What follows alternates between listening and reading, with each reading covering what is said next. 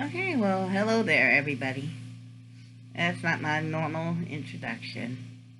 This is not my normal video. I've been saying quiet about a lot of things lately.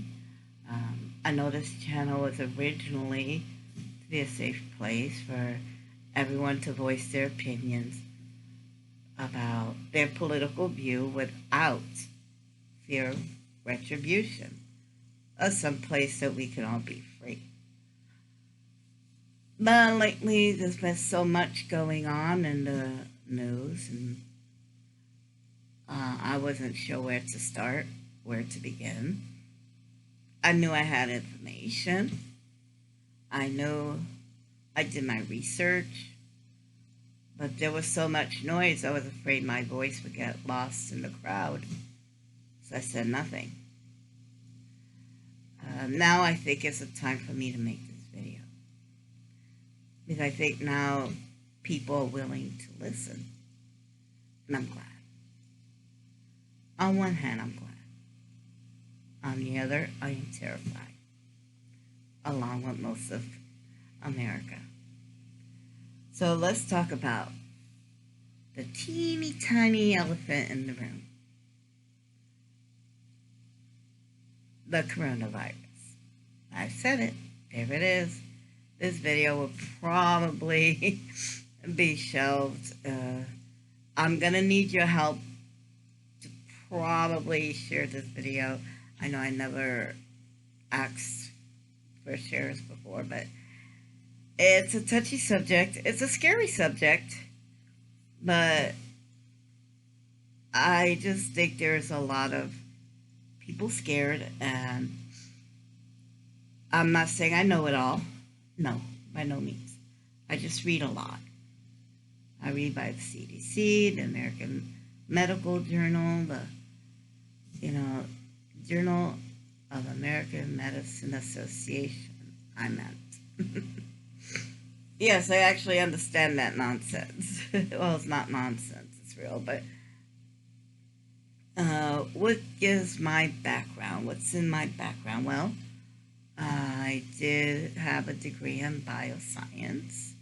I was working towards my degree to be a veterinary technician, which is just one level above veterinary. Vet tech is one level above vet assistant, one level below actual doctor. So I was like a registered nurse. I get to handle the patient, but none of the paperwork. No, registered nurse do the paperwork.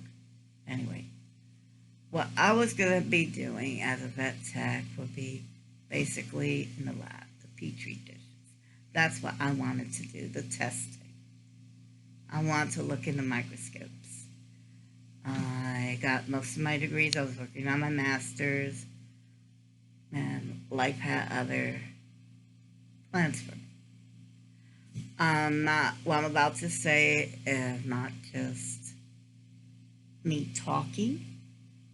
It's me and my understanding of the medical background that I started to take, that I started to understand when I read doctors' handwritings to this day. I could still pretty much make out what they're going to say. And then when I relay it back to them, they're like, you're really close. And then they correct me when I go wrong. So with my, excuse me, with my bioscience history, my bioscience major, and me being a nosy person, I have to read everything. You know how I feel about that, read everything. This is what I've concluded. If you are young, strong, healthy, you exercise, you stay hydrated, you get sleep, enough sleep, you will be relatively safe. You have nothing to worry about. You may get a slight fever, you may even get a bad cold, but you will be fine. You will come out of this. This virus is targeting the older sect. If you are 60 and above, you have a 3%, I think it's 3% fatality rate. 70 and above, you have a 5% fatality rate. And 80 above, you have a 8% fatality rate. It is between 5 to 8% depending on one, your age group, and two, your current health status. If you have any kind of pulmonary issue, if you have a cardiovascular issue, if you have any pre-existing chronic issues, anything where your immune system is compromised, i.e., you are going for chemotherapy, you take thyroid medication, some of them, depending on the type, can suppress your immune system. All HIV, AIDS patients, all of them, please be careful. The immune system is already compromised as is. I understand that lupus is also an immune system issue. I understand that MS is an immune system issue. Diabetes, I don't think that's an immune system, but it can allow other issues to evolve. But I wasn't sure about that last one. I still need to do more reading. So, what happened if you are in this group, this vulnerable group? Well, of course, now we have that you can make grocery shopping online and have it delivered to your house, so you don't have to go out there and do your grocery shopping. You could pay bills online, so you don't have to run errands. Depending on where you live, you can even have your medication delivered to you. The average person, when going out and working, you get commuting to work, working in a building, going to have lunch with coworkers, grocery shopping, running regular errands, the average person comes in contact with approximately 300,000 people in a 2-week period. Over 250,000 people. So the 2 weeks, I should say, that's what makes this disease scary. The incubation period is extremely long, anywhere from 14 to 21 days. So if you are going shopping, you are running your errands, you are going out there day-to-day life, you're already probably in contact with it, or someone who is. But none of us are going to know until the gestation period is over, which is 2 weeks to 2 to 3 weeks, depending on each person's particular body. But that is the average.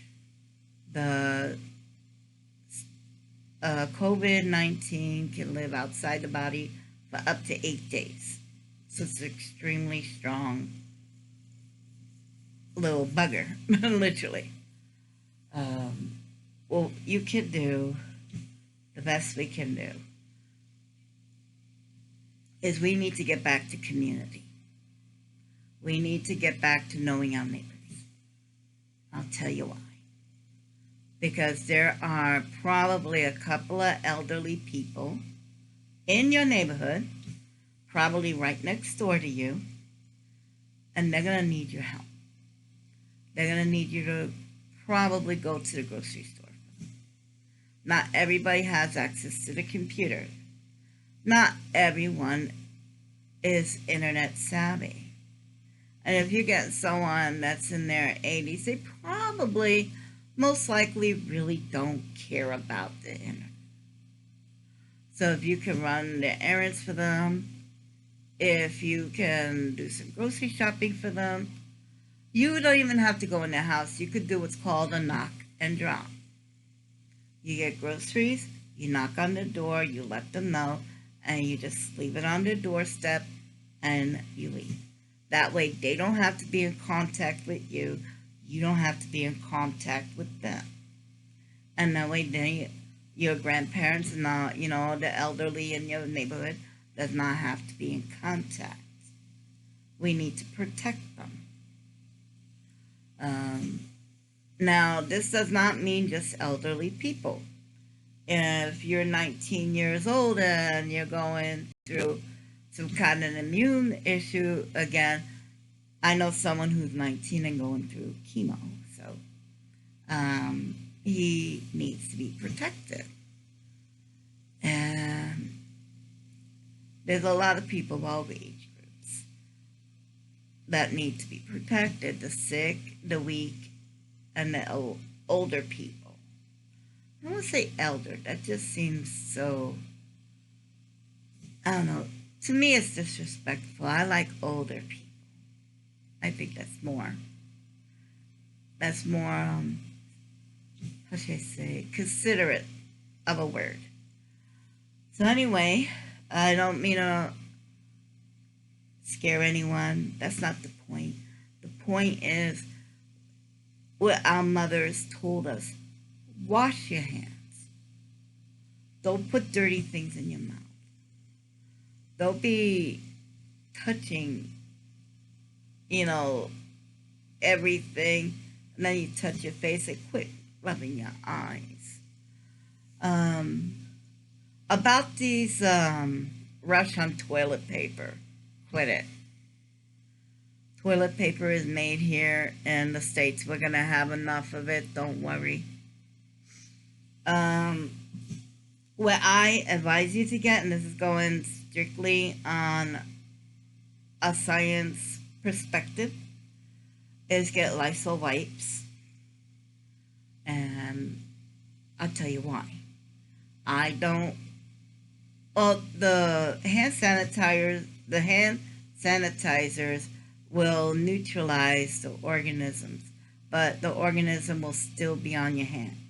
You have to wash your hands underwater for it to work. With the Lysol wipe, you can wipe down everything. Wipe down your doorknobs. People don't wipe down their doorknobs. When was the last time you wiped down your doorknobs? Wipe down the hardware on your kitchen drawers. How many times you open and close them? When was the last time you wiped them down? Wipe down your remote control. Again, when was the last time you wiped that down? DVR player. How many times you push the open button? Or the DVD, excuse me, not DVD player. The DVD player, if you still have one. How many times you push the buttons on your computer to turn it on? So watch me. When was the last time you cleaned your keyboard? If you take a Lysol wipe and quickly run over all these items, you could go ahead and kill a lot of germs. So I believe in that. I would suggest Lysol wipes. The mask only works if you're already infected and you don't want to infect other people. Other than that, unless you're spending $15 for the specialized mask, you don't need it. Okay.